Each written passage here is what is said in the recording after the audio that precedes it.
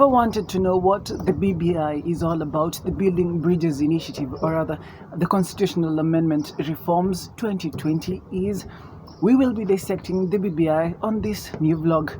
My name is Daniel Kariuki, and I want to thank everybody who would be watching this video and also the management of where we are shooting this video from.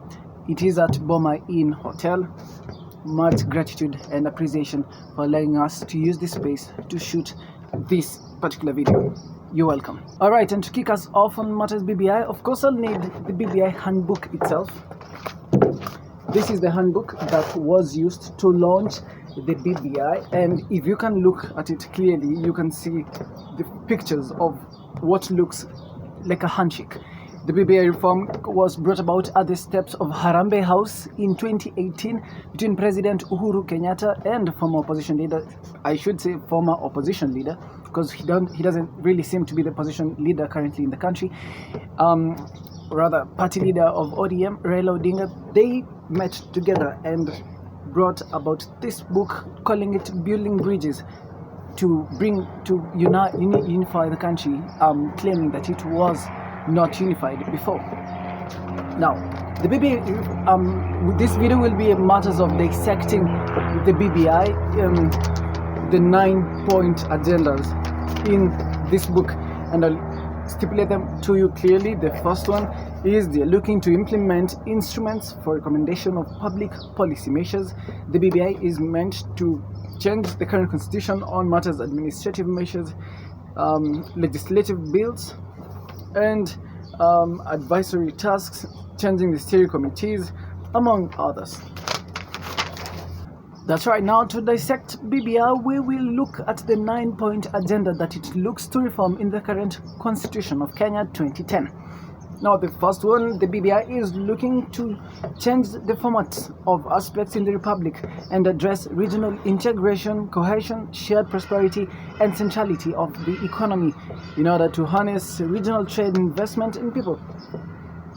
That is the first chapter that it will be looking to reform. It will also be looking to reform the chapter 3 of the Constitution on citizenship, and also chapter 4 of the Bill of Rights. It's also looking to change chapter 6 on matters leadership and integrity. Remember, chapter 6 of the current constitution is one of the most not for lack of a better word, chapters in the constitution, since we always see leaders fighting integrity, and integrity is all a matter of fighting against corruption, fights and such matters. And also it looks to change chapter 7 on representation of the people, and also chapter 8 on the legislature. It looks to reintroduce 70 more seats in the parliament, and that is on matters legislature, and chapter 9 on the executive. Now, this specific part is one of the most exciting parts in the BBI.